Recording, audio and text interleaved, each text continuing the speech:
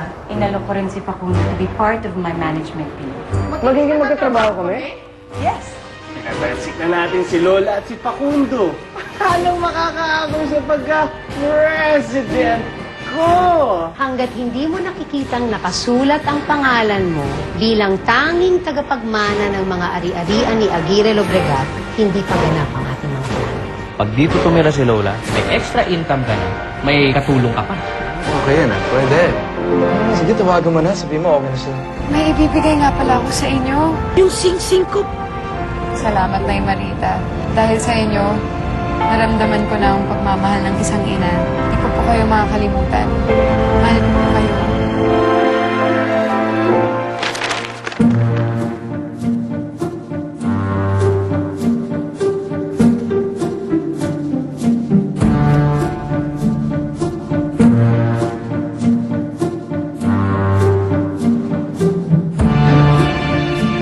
So, ganito na lang.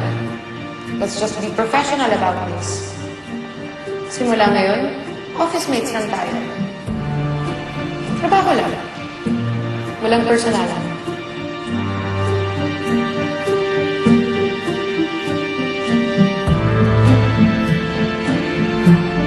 Bakit hindi ka mawala-wala sa isip ko?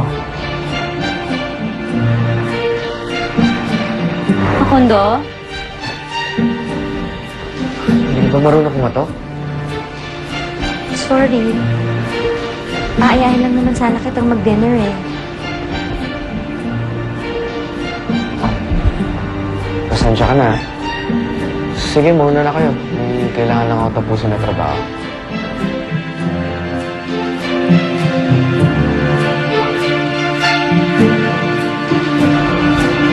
Uy, Pato, salamat ulit sa pagtanggap mo sa akin dito sa bahay, ah.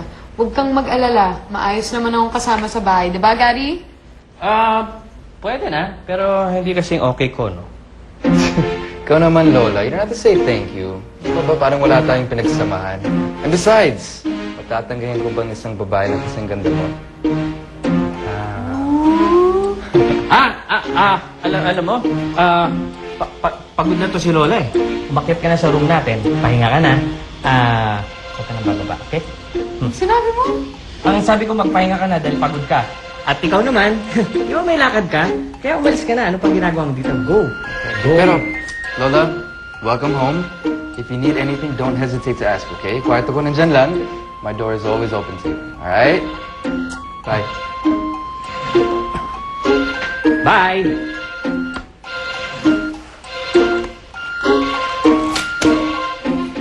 Hoy, halika nga dito, mag-usap tayo. Ano ba ka? Nahihirapan ako. Yan. Hoy, mag-usap nga tayo. Ito ang tandaan mo. Mabait akong kaibigan, pero masama akong kaaway. Ang kay Gasha ay kay Gasha! Hoy! Ang OA dyan. May gusto ka kay Pato, iyong na siya. Wala naman akong gusto dun eh. Ayaw nga pala, hindi mo type yun. Ang ibang tinitibok ng iyong puso. May kanta ko para sa'yo. Lola Paki, sitting on a tree. K-I-S-S-I-N-G. Yay! Yay! Yay! Yay! Yay! Hindi pa rin nagkakaayos sa mga Japanese at mga Lobregat. Nakausap ko na rin si Mr. Takamura. Actually, naiinip na rin sila eh. Babagala na sila sa usad ng transaksyon. Na-convince ko na rin sila na makapag-meeting sa atin. Actually, ito, meron ako mga ginawang reports saka mga ilang proposals para sa kanila. Ito, kung gusto mo, basahin mo mamaya. Ang ganda ng mga mata niya. Nakakatunaw makatingin. Tapos, At ang labi niya, kahalik-halik. At ang dibdib, parang ang sarap higaan.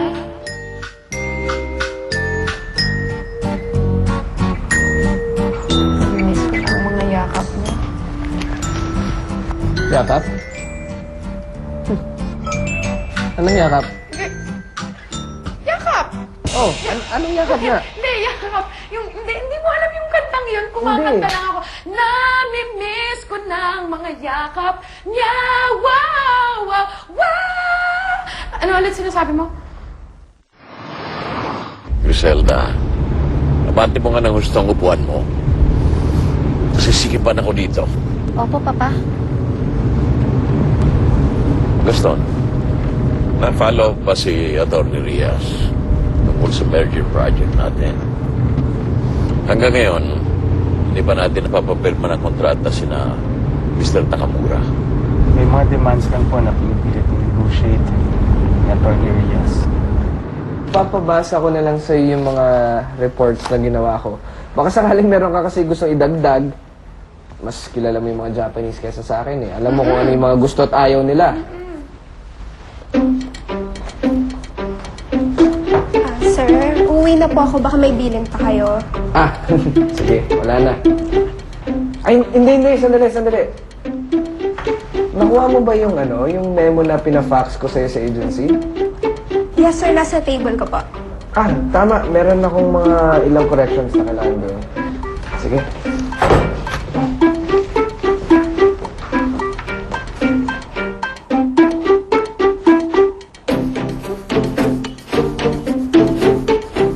Talagang sineryoso niya yung sinabi kong walang personalan, ha?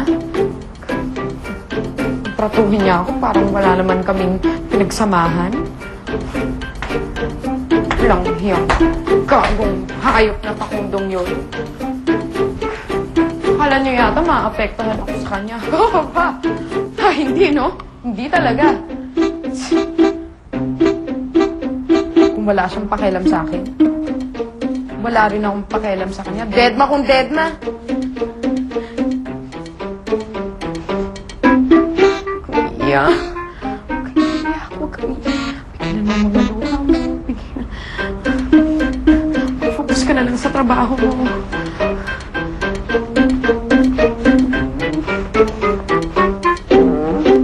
Alam mo nung una, kay Lola ko ibinigay ang proyekto nito. Pero ngayon wala na siya. Gusto kong ikaw ang tumawak nito personally. Kailangan matuloy ang project na ito.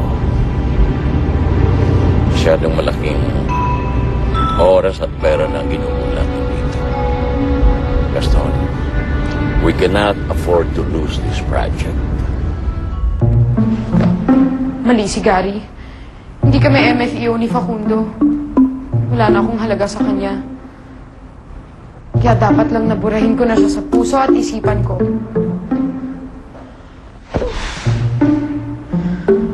Nakakapagod magdrama, ah. Magtrabaho na lang kaya ako, no? Basahin ko nga itong ipinagmamalaking report ni Facundo. Sige nga, hanapin nga natin yun. Galing-galing kasi yung trabaho.